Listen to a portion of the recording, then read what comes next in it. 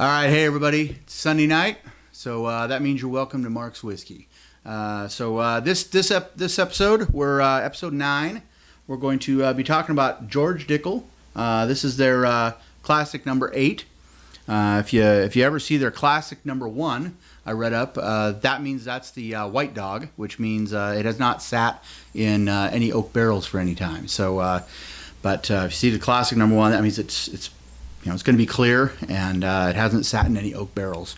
But anyways, the reason I'm doing this one is it was recommended by my good friend in Arizona named Bob Savoy, and he is actually the person who helped inspire this podcast to exist.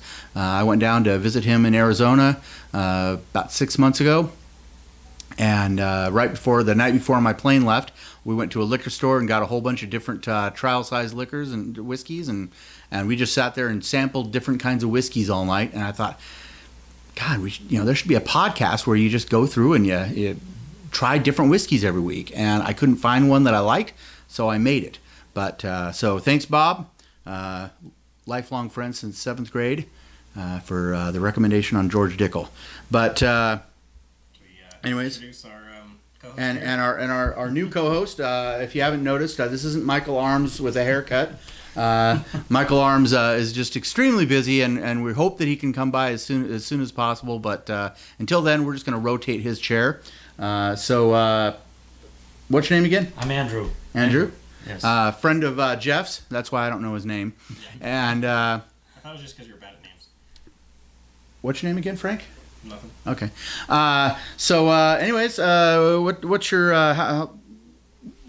us a little bit about your whiskey, your love for whiskey, and what makes you want to be on a podcast like this?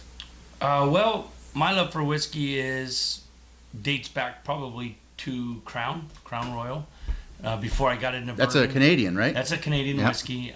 Even before that, I was rum, Captain Morgan's rum, and then had a friend that turned me on to Crown Royal. I went with Crown Royal, and from there it just blossomed into bourbon.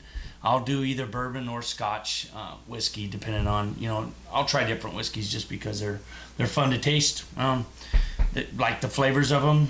And I watched one time on TV something, it was called Bourbon Tucky, and it talks about the bourbon that actually comes out of Kentucky, and the way they distill it and what they do. So cool. Yeah, it's got a great flavor and it doesn't burn when it goes down. Tequila. We do. We've been doing a lot of bourbon, but just so the viewers know, we will be getting into the Scotches later. But this is George Dickel. We're gonna give this a try and see what we think. See if it compares to my still favorite, Burnside. Burnside? Burnside was bourbon. Oh, excellent stuff.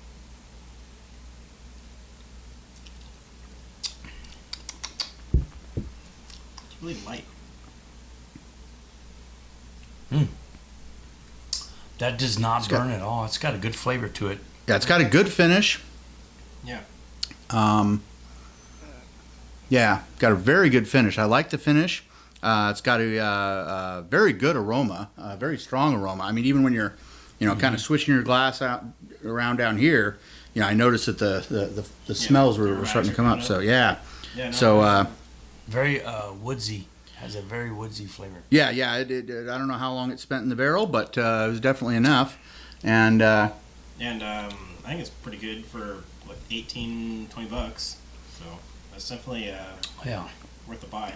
It starts out sweet when you first taste it. Starts out sweet, and then it moves into that burn. Yeah, it's got a really good burn. That burn. Really good burn. But it starts out real sweet, bites you sweet, and then it's a nice soothing burn without being uncomfortable. Yeah.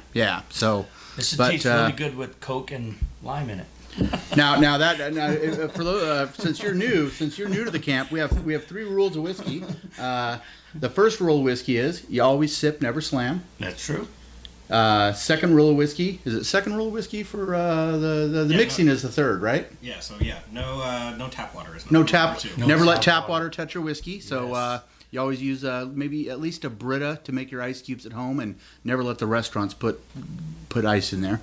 And number 3 is you never mix a fine whiskey. Never mix it. You always use your Jack Daniels or something like that for your Jack and Coke. The bottom shelf. Whiskey. That's not bottom shelf. I just don't drink bottom shelf.